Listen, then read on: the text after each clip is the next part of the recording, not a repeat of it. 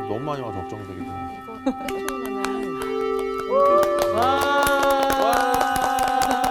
안녕하세요. 안녕하세요. 잘들 지내셨어요? 네. 예. 다 표정들이 밝으신데 한 사람만 더 아 너무 티네. 복습이 오늘 김상훈 학생이군요. 오늘 조퇴하면 안 될까요? 야, 복습이 잘 되면 네. 조퇴도 고려해 볼게요. 오. 안 돼야지. 네. 지난 시간에 이제 너희는 세상의 소금이니 너희는 세상의 빛이라 어떤 이 말씀을 배웠는데 사실은 이 세상이라는 어떤 단어는 우리 원문에 보면 땅이라는 표현을 그렇죠. 쓰고 있습니다. 근데 이 부정에 어떤 그런 단어를 담고 있는데요. 거기서 이제 소금이니 하니까 소금은 세 가지 성향이 있는데 일단 맛을 내고 그리고 부패를 방지하고 세 번째는 정결케 하는 그런 성질을 오. 갖고 있습니다. 네, 근데 이게 정확해요. 소금이 되라는 말씀을 많이 설교를 하시는 분들이 많이 계신데 사실은 소금인이라는 표현을 써야지 정확합니다. 왜냐하면 소금이 맛을 잃으니라는 표현은 맛을 잃을 수도 있다라는 표현이 아니라 소금은 맛을 잃을 수 없기 때문에 이야. 맛을 잃는 게 불가능하다. 그런 표현이거든요. 그거를 우리가 잊지 말았으면 좋겠어요. 네. 갑자기 자신감이 붙어. 조용히 하세요. 자꾸 까먹잖아요.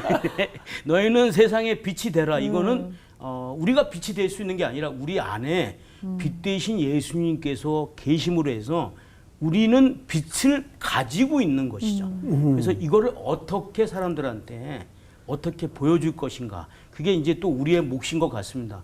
그 지난 시간에 이제 또 선물이라는 어떤 단어를 배웠는데 바울 서신에서 제일 많이 쓴 말이 선물이거든요. 그래서 우리는 구원의 선물을 받았다 이런 표현을 쓰는데 그러니까 지금 이 표현은 예수님께서 구원의 선물을 줬다는 표현은 우리랑 관계를 맺고 싶어 하신다. 그래서 우리는 사실 빛과 소금이 돼서 그 모습을 세상 사람들한테 보임으로 해서 어떤 이 관계가 형성되는 근데 그런 거를 제가 배웠죠. 제가 이제 우리 상훈 학생 복습을 지금 10년 넘게 들어왔는데 감동스러운 복습은 처음이에요. 그래요? 네. 왜냐하면 네. 이번에는 그 단어도 정확하게 인용을 했고 또 논리도 정확했고 또 내용도 아주 그대로 다 담아져서 정말 제대로 된 복습의 정수를 보여줬습니다. 할렐루야. 네, 아주 좋았어요. 오늘 수업 마태복음 18강 완성하러 오신 예수님. 자, 오늘 본문이 17절서부터죠. 네. 네. 마태복음 5장에 우리가 지금 너무 오래 머물러 있는 느낌을 받지만 그만큼 5장은 아주 중요합니다. 네. 그래서 조금 오래 머물러 있더라도 우리가 정확히 내용 한 절 한 절을 알고 지나가는 게 필요할 것 같아요. 자, 17절서부터 우리 광호 학생부터 한 절씩 읽읍시다. 네. 내가 율법이나 선지자를 폐하러 온 줄로 생각하지 말라. 폐하러 온 것이 아니요 완전하게 하려 함이라. 진실로 너희에게 이르노니 천지가 없어지기 전에는 율법의 1.1획도 결코 없어지지 아니하고 다 이루리라. 그러므로 누구든지 이 계명 중에 지극히 작은 것 하나라도 버리고 또 그같이 사람을 가르치는 자는 천국에서 지극히 작다 일컬음을 받을 것이요 누구든지 이를 행하며 가르치는 자는 천국에서 크다 일컬음을 받으리라. 내가 너희에게 이르노니 너희 의가 서기관과 바리새인보다 더 낫지 못하면 결코 천국에 들어가지 못하리라. 아멘. 거기까지만. 자, 이제 오늘은 이 주제가 뭐냐면 율법을 완성하러 오신 예수님. 그러니까 율법을 폐한다는 개념이 아니고 사실은 율법을 완성하다. 완성하다라는 말은 오히려 이런 표현이 좀 이해가 더 빠를 것 같아요. 율법을 이루러 오신 예수님. 율법을 이루러 오신 예수님. 자, 그러면 그 전제가 뭐냐면 지금 마태복음 5장서부터 7장까지를 보통 우리가 산상설교 또는 산상수훈이라고 말씀을 하잖아요, 보통. 네. 근데 예수님이 세례 요한의 세례를 받고 세상의 전면에 등장하셔서 처음으로 선포했던 내용이 뭐였어요? 회개하라. 회개하라 천국에 가까이. 천국이 가까이 오라. 가까워요. 회개와 천국을 설명하셨어요. 그리고 예수님을 따르는 일달의 무리들을 데리고 나지막한 산이지만 그 산에 오르셔서 백성들을 앉혀놓고 이제 5장 말씀으로 산상설교를 시작하신 거예요. 그러면 우리가 지난 시간까지 팔복의 내용을 들었단 말이에요. 팔복의 내용과 가치와 원리와 질서가 사실은 그 당시 사람들의 로마 제국하에 세상의 가치와 원리와 질서와는 완전히 다른 개념의 내용들이었어요. 그러니까 그것이 곧 뭐의 윤리였다고 말씀을 드렸죠? 천국의 윤리. 천국이라는 것은 하나님이 그리스도를 통해서 새로 형성하고자 하는, 새로 만들고자 하는 새로운 나라의 질서, 철학, 윤리를 담고 있단 말이에요. 그러니까 이 가르침은 다른 표현으로 이렇게 표현할 수도 있어요.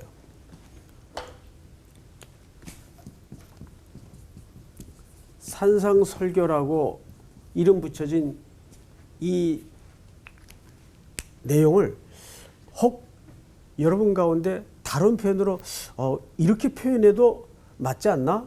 라고 한번 이렇게 머릿속에 건져지는 주제나 단어들이 있다면 한번 표현해 보세요. 천국 특강. 천국 특강. 천국 특강. 뭐 괜찮다. 정답이야 있을 수 없지만 왕의 가르침. 왕의 가르침. 예수 그리스도께서 맞아요. 하나님의 나라의 주제 아니에요. 네. 그 왕의 가르침이라고도 할 수가 있어요. 팔복은 가장 골격을 이루는 내용이었다면 이제부터는 이 율법과 왕의 가르침의 관계를 지금부터 설명을 하려고 하는 겁니다. 자, 첫째 질문이에요. 그럼 누가 하늘나라의 백성인가? 누가 하늘나라의 백성일까요? 한번 누가 생각을 해보세요. 5장 1절을 볼까요? 5장 1절을 우리 상훈 학생이 한번 읽어보세요. 예수께서 무리들을 보시고 산에 올라가 앉으시니 제자들이 나아온지라. 네. 누가 하늘나라 백성이에요? 제자들. 예수님의 말씀을 들으려고 예수님에게로 나오는 자. 그러니까 성경의 전체 내용 속에서 중요한 속성과 원리가 뭐냐 하면 아무도 아버지께서 불러주지 않으면 아버지께로 나올 자가 없다 그랬어요. 그러면 이렇게 그리스도의 말씀이 목이 말라 허기가 져서 예수 그리스도의 말씀을 들으려고 나온 무리들은 여기 제자라고 칭했는데 이들이 바로 누구예요? 하나님의 백성들이에요. 하나님의 나라의 일원이 되고 백성이 되는 거죠. 그러니까 이런 것 같아요. 우리가 평생 이제 신앙생활을 해오지만 제 자신도 참 이 표현이 좀 별나게 들릴지 모르겠지만 제가 솔직히 느낀 감정대로 그대로 표현을 해볼게요. 늘 말씀을 듣고 말씀을 가르침을 받는 자리가 늘 사모되어지고 목이 말라요. 이거 확실히 내 안에 성령께서 그 기갈의 자리로 이끌지 않으면 이건 내 안에 생성될 수 없는 정서와 감정이란 말이에요. 그런 의미에서 제가 우리 크레스 학생들에게 참 고마운 게 있어요. 뭐냐 하면 항상 이 공부 시간을 뭐 출연자이기 때문이 아니라 진짜 사모하더라고요. 네. 그건 맞아요. 진짜. 내가 보면 그게 참 신기할 정도로 그게 진심으로 느껴지는데 아마 우리 시청자들도 같은 마음일 거예요. 그죠? 예. 그러니까 그게 사실은 여러분 그걸 뭐라 그러냐면 그게 복받은 자라 그러는 거예요. 여러분 아무나 그렇게 목이 마른 상태가 될 수가 없어요. 네. 그 내 안에 성령께서 늘 야, 너는 정말 은혜 없이는 못 사는 사람이다. 이게 우리 속에 매일 맞아요. 새겨지는 거예요. 그게 복이에요, 그 자체가. 그래서 예수님께서 그 얘기를 팔복에서 했어요, 안 했어요? 심령이 네. 가난한 자. 그 우리는 늘 가난한 자로 살아야 된단 말이에요. 그게 하나님의 나라의 백성이에요. 이건 매우 중요한 기초예요. 그래서 누가 하늘나라의 백성인가? 하늘나라의 백성은 주의 말씀이 늘 허기가 진. 허기가 졌다는 말은 그 목마름에 대해서 살아있다는 그 상태거든요. 죽은 사람은 못 허기가 느끼죠. 지고 말 것도 없어요. 그냥 무감각. 이게 죽은 거예요. 자, 두 번째, 그러면 그들의 사는 방식이에요. 두 번째가. 하나님의 나라의 백성들은 어떻게 살아야 되는가. 아까 우리 상훈 학생이 얘기를 아주 정확하게 했어요. 이런 얘기를 했죠. 소금은 되라라는 존재로 설명을 할 수가 없는 거예요. 그죠? 네. 빛도 마찬가지예요. 소금은 첫째, 맛. 맛을 부패. 두 번째, 맛. 세 번째, 정결. 옳지. 정결. 여기 이제 사실 정결 안에 괄호 열고 제물을 드릴 때도 소금이 함께 들어지곤 했죠. 네. 자, 그런데 일반적으로 우리들이 소금하면 이쪽에 강점을 둬요. 그래서 뭐 보통 이제 목회자들이나 저도 마찬가지예요. 저도 설교를 할 때 아이 썩어 빠진 세상, 더러운 세상, 병든 세상 갈아엎어야 되고 뭐 혼자 뭐 잘난 체 해요. 그런데 이제 그러고 한창 얘기하고 나면 이게 허무가 밀려와요. 왜 그럴까요? 근데 세상이 안 바뀌어요. 맞습니다. 그렇게 떠든다고 거품 문다고 세상이 바뀌면야 거품 12번이라도 더 물지. 근데 그렇게 뭐 개혁이라는 이름 들어간 단체 다 들어가서 뭐 직함도 걸어보고 운동도 해보고 했는데 이상하게 그런다고 세상이 안 바뀌어요. 어떡하죠? 상훈 학생? 내가 바뀌어야죠. 오늘 왜 그래요? 예, 정답이긴 한데 그래서 소금에 우리가 조금 더 강조해야 될 영역이 뭐냐면 바로 이 부분이에요. 맛. 예. 맛있는 그리스도인. 뭘까요, 과연? 강호 학생. 왜 사람이 이렇게 만나면 네. 이게 뭔가 이렇게 아주 명징스럽게 정의하기는 어려운데 네. 사람이 이렇게 맛있어요. 네. 보통 진국이다 이렇게 매력. 얘기하는. 그런 표현도 이 사람 진짜 진국이야. 뭐. 매력이라는 표현도 가능하죠. 근데 여러분 지난주까지 우리가 팔복의 내용을 다 공부를 했는데 만약에 2000년 전 시대에 팔복의 가르친 대로 산다면 향기 학생 대답해 보세요. 사람들이 어떻게 봤을까요? 완전 이상하게. 에휴, 어떡하냐. 예, 정확하게 이상한 사람들이에요. 이상한 사람들. 여러분 초대교회 사람들이 전부 이 소리 듣고 살았어요. 네. 전부. 근데 사실 요즘도 마찬가지예요. 그럼 요즘에도 네. 요즘에도 공동체나 직장에서 정말 그리스도인의 원리대로 붙들고 타협하지 않고 산다면 별종 이상한 종자. 네. 이렇게 손가락질 합니다. 맞습니다. 면전에서도 그렇고. 그럼 야, 그 김 부장도 뭐 교회 장로라는데 이거 다 하더라. 예? 왜 너는 뭐 교회 집사도 안 되면서 유난 떤다. 유난 떤다. 별나게 구냐. 이렇게 얘기해요. 근데 이런 거 아세요? 근데 돌아서면 저게 진짜야. 이게 이제 무서운 거죠. 맞아요. 그러니까 진짜 예전에 항상 가짜 진짜를 얘기하셨는데 네. 그 상황에 있고 나중에 사실 가짜를 만나면 그 사람이 진짜였네라는 그렇죠. 딱 그게 싹 맞아, 드러나는. 맞아. 그렇죠. 혹시 여러분들 가운데 이렇게 생활을 하다가 가끔가다 내가 진짜 하나 만났다 뭐 이런 느낌 있는 기억이 떠오르는 사람 혹시 있어요? 진국이다. 진짜가 앞에 있어갖고 뭐라고 말씀 못 드리죠. 아이 그러지 마. 역시 역시 사랑받을 만해. 향기 학생은 진짜를 본 적이 없군요. 아니에요. 저는 우리 수희 자매님을 보면서 어머머. 왜냐면은 지금 꽤 오래 봤잖아요. 네, 그리고 그렇죠. 사람이 항상 첫인상이 있고 그리고 선입견이 있고 보면 볼수록 그대로 가는 사람이 있는 반면에 의외로 와 진국이다. 저 안에 이 사람 깊이 들어갈수록 와 안이 꽉 찼네.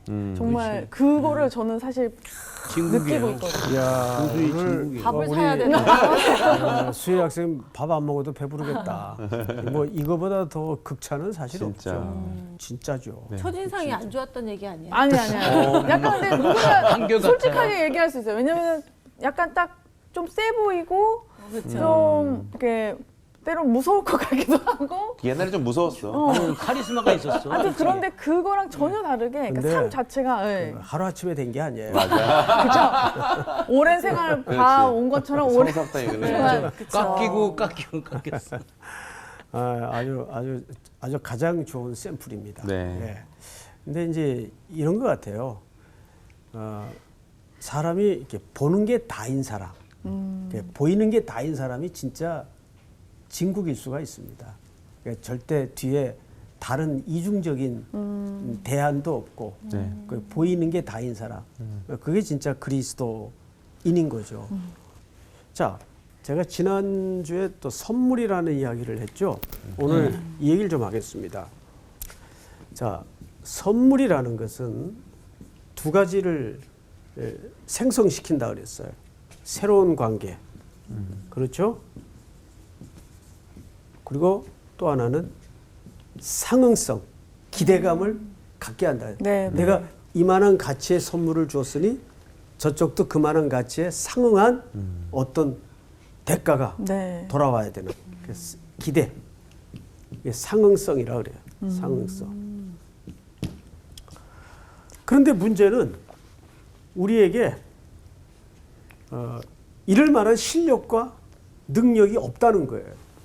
여러분 로마서 3장에 모든 사람이 죄를 범하였음에 하나님의 영광이 이르지 못하더니 그랬어요. 우리 속에는 그 자원이 없어요. 네. 그럴 만한 실력이 안 되고 그 어떡하냐. 그래서 예수 그리스도께서 우리 이 선물이라는 것은 예수 그리스도 아니에요? 네. 예수 그리스도께서 세례, 즉 함께 죽고 함께 부활하심으로 이 세례라는 건 두 가지 영적인 의미가 드러나는 가장 적극적인 퍼포먼스예요. 옛 것에 대해서는 죽고. 네. 그래서 예수님이 세례를 받으셨죠. 네. 십자가가 사실은 세례의 절정 아니겠어요? 네. 그리고 사흘 만에 부활하셔서 우리에게 새로운 생명을 주셨어요. 그런데 방금 말씀드린 것처럼 우리에게는 어느 날 갑자기 그리스도의 은혜로 선물을 받고 새로운 생명을 얻게 되었는데 신분은 바뀌었는데 실력이 아직 안 되는 거예요. 이게 이제 우리의 답답함이요. 우리의 멍해요, 짐이에요. 이거 어떻게 해야 되겠어요? 늘 이것이 그리스도인의 갈등이에요. 네. 야, 내가 그래도 예배당을 10수년을 드나들었는데 왜 나는 아직도 세상 것에 귀를 기울이고 있고 또 흔들리고 또 여전히 내 안에 욕망이 들끓고 왜 이럴까? 그러면서 이제 좌절하게 되죠. 그래서 예수님께서 마태복음 11장에 뭐라 그래요? 수고하고 무거운 짐진 자들아 다 내게로 오라 그래요. 내가 너희를 쉬게 하리라. 그래서 쉬는 줄 알았어요. 근데 멍해를 매야 돼. 그래서 두 가지를 명령하시는 거예요. 멍에를 메고 내게 배우라 그래요. 과연 이게 무슨 말일까? 자, 그럼 멍에를 맨다는 것은 예수님이 이제 소처럼 마치 멍에를 메고 있는데 한 짝을 결이라 그러죠. 네. 네. 장광호 학생 보고 너 여기서 내가 맨 멍에를 같이 매자. 그래서 이제 우리가 멍에를 맸어요. 네. 그러면 그 멍에 맨 어떤 목적지를 향하는 행보가 매우 익숙하고 편하고 즐거운 걸음일까요? 아주 불편하고. 아닐 것 같습니다.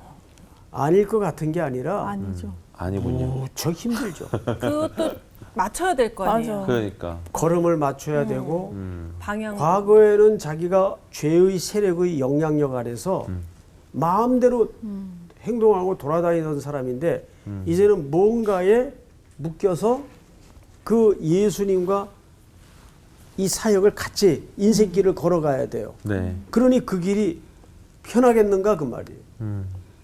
처음에 힘들어요. 네. 그런데 예수님은 무한 폭주 기관차처럼 따라오든 말든 자기만 질주하는 그런 스타일이 아니에요. 늘 우리를 연인처럼 사랑의 대상처럼 보조와 걸음을 맞추셔서 내가 주저앉으면 예수님도 쉬는 척 하세요. 너 힘들구나.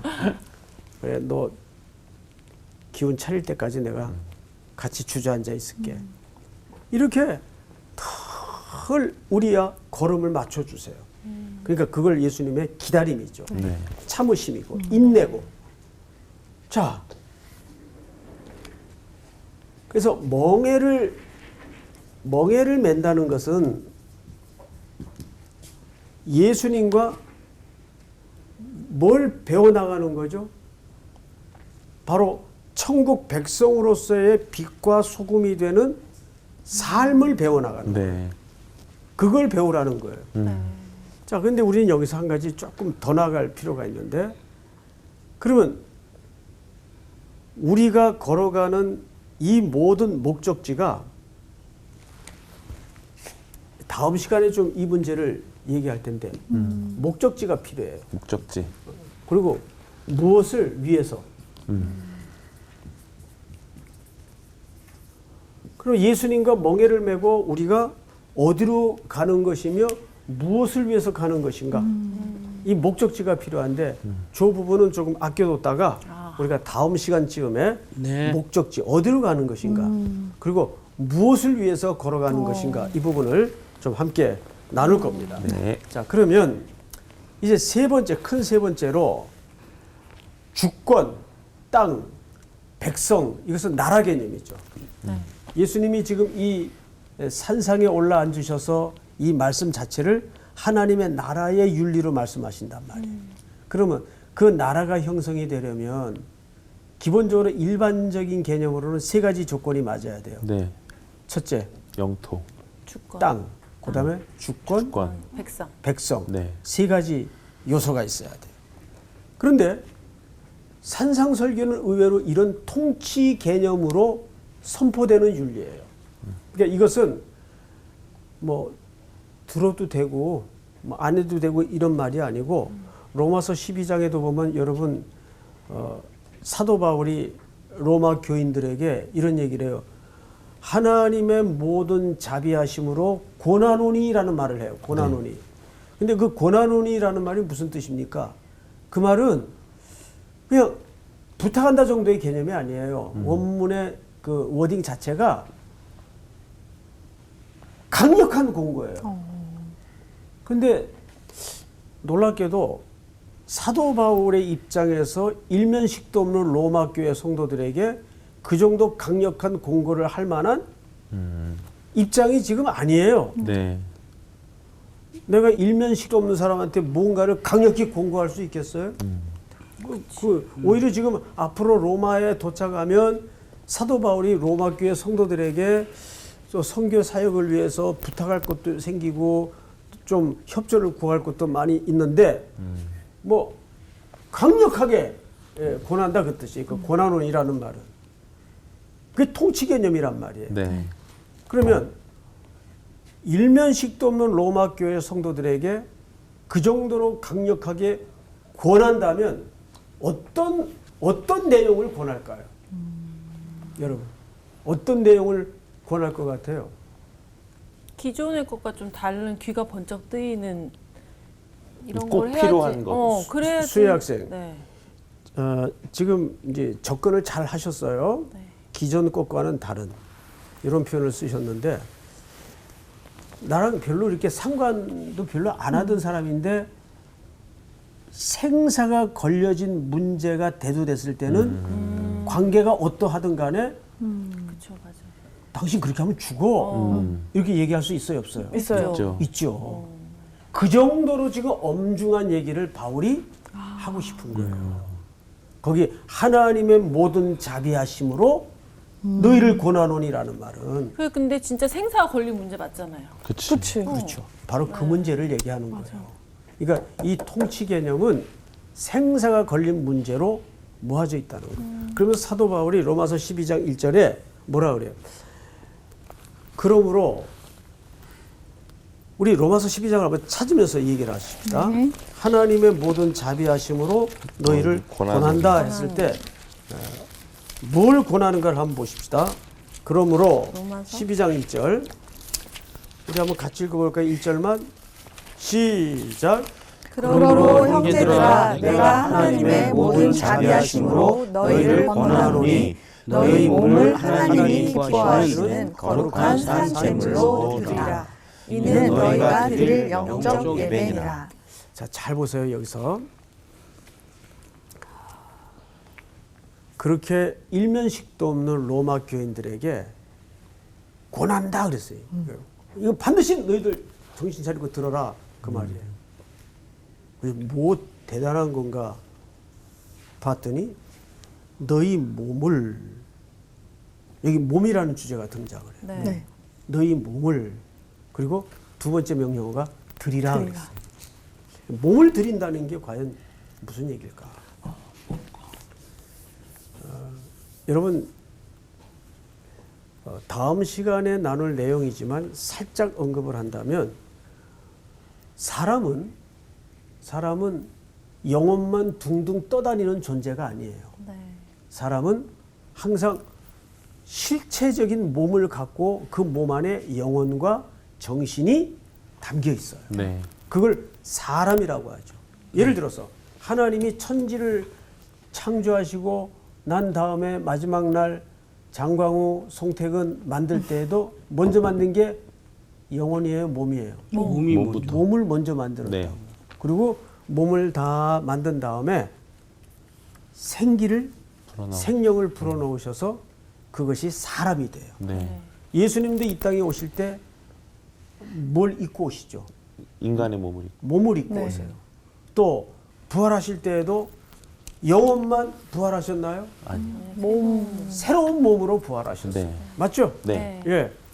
그러니까 바울의 신학 주제 속에 이 몸이라는 주제는 어마어마하게 중요합니다. 자, 그러면 한 걸음 더 들어가서 우리 몸은 무의식이 사실은 지배를 합니까? 의식이 지배를 합니까? 무의식이요. 무의식. 무의식이죠. 네. 무의식이 지배를 해요. 무의식이라는 건 뭐죠? 단번에 형성됩니까? 시간이 걸려서 형성이 됩니까? 시간이 걸려서. 그렇죠. 우리가 의식을 하고 하는 건 힘들어요.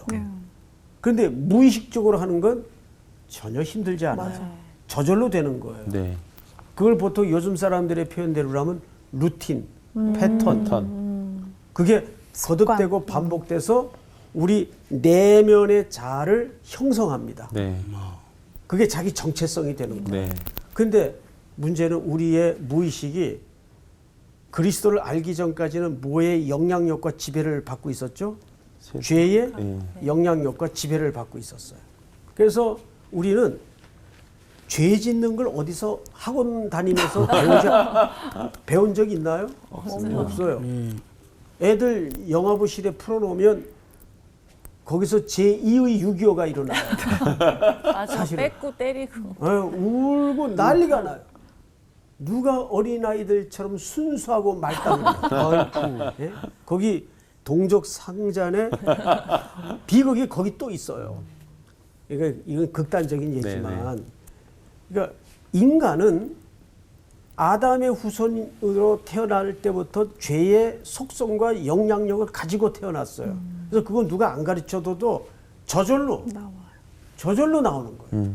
그러니까 인간은 무의식 세계의 지배를 받는 거예요. 근데 어느 날 아까 말씀드린 대로 그리스도와 멍에를 같이 매게 됐어요. 이제 자기 무의식 세계가 이끄는 대로 죄가 발동을 거는 대로 살 수가 있나요, 없나요? 없어요, 이제는. 이제는 죽으나 사나 그리스도의 걸음을 따라 걷는 거예요. 그래서 그것을 예수님이 요구하실 때 내 짐은 쉽고 가볍다 그랬어요. 그런데 어디가 쉬워요? 어디가 가벼워요? 근데 가볍고 쉽게 가는 방법이 있죠. 잠자코 그냥 그 길을 따라서 가면 정답! 잔머리 부리지 말고 그냥 같이 그렇지, 길을 그렇지. 예수님과 걸음만 맞춰주면 네. 그것처럼 걱정할 거 없어. 그냥 예수님과 보조만 맞추면 그 길은 정말 쉽고 평안한 길이 되는데 계속 버틴단 말이에요. 근데 이제 이거는 중도에 하차가 되거나 얘 안 되겠다. 너 저기 멍에 풀고 내 갈 길 가라. 이럴 수가 없는 거예요. 왜? 예수님 자신이 이 진상을 구원하기 위해서 진상을 십자가에 값을 지불하셨어요. 어마어마한 값을. 제가 오래전에 로마서 강의를 할 때 우리 여기 계신 학생들에게 이런 말씀을 드렸어요. 초등학교 5학년짜리 딸이 있는데 아빠가 얘를 세계적인 피아니스트로 만들고 싶어요. 그래서 늘 그걸 입버릇처럼 계획하고 얘기하다가 어느 날 애가 학교에 갔다 오니까 집에 50억짜리 그랜드 피아노가 들어와 있는 거예요. 50억짜리. 옛날에 로마서 강의할 때는 제가 5억짜리라고 그랬어요. 아, 그래요? 많이 올랐을 거 아니에요. 그렇죠, 아무래도. 그러면 똑똑한 애 같으면 아빠가 나를 향한 집념과 열심이 이게 장난이 아니었구나. 이거는 아주 끝장을 내실 계획을 하셨구나. 안 그래요? 네. 맞습니다. 50억을 거기다 투자했다고. 그런데 하나님은 자기와 방불한 가치에 아드님을 십자가에다 지불하시더라고요. 그러면 빨리 눈치채야지. 맞아요. 이게 고집 부려봐야 안 되는 싸움이구나. 그래요, 안 그래요? 네. 그 얘기를 하는 겁니다. 자, 다시 오늘 본문으로 돌아가서 우리 성경을 좀 보십시다. 18절을 보시면 진실로 너에게 이르노니 천지가 없어지기 전에는 율법의 1.1획도 결코 없어지지 아니하고 다 이루리라. 여기 1.1획이라는 것은 히브리 말에는 전부 모음이 없고 자음밖에 없어요. 근데 그 자음 중에 이렇게 생긴 스펠이 있습니다. 이걸 요드라 그래요. 요드. 이게 1.1획이에요. 저건 한 획으로 쓰여지고 그냥 점 하나로 찍어지는 거예요. 근데 저기 있고 없고에 따라서 단어가 달라질 수 있고 문장의 의미가 달라질 수 있어요. 근데 그 1.1획이라도 없어지지 않는다라는 말은 하나님이 시작한 구원은 중도에 멈추거나 중단되는 법이 없다. 있을 수 없다 그 말이에요. 여러분 그 갈라디아가 그 터키 지역 아니겠어요? 네. 사도 바울이 갈라디아서를 쓰죠. 그거 왜 썼는가 하면 2년 만에 돌아와 보니까 가르쳐놨던 교인들이 유대로부터 올라온 거짓 교사들에게 빠져가지고 전부 믿음으로 구원을 얻는다고 가르쳐놨더니 그 유대로부터 올라온 선생님들이 얘기하는데 그게 아닙니다.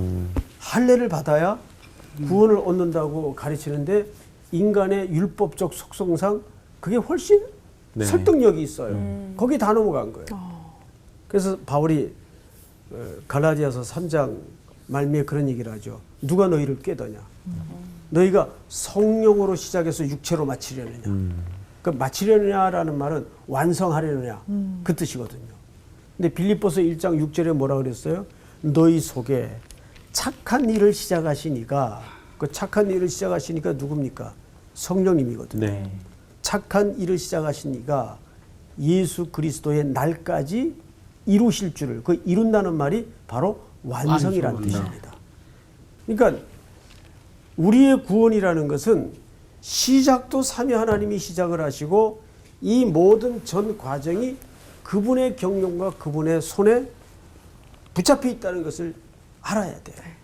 그러니까 가끔 가다가 이제 우리가 길을 이렇게 이제 걷다 보면, 인생길을 걷다 보면 참 많은 희노애락을 만나고 굴곡을 겪어요.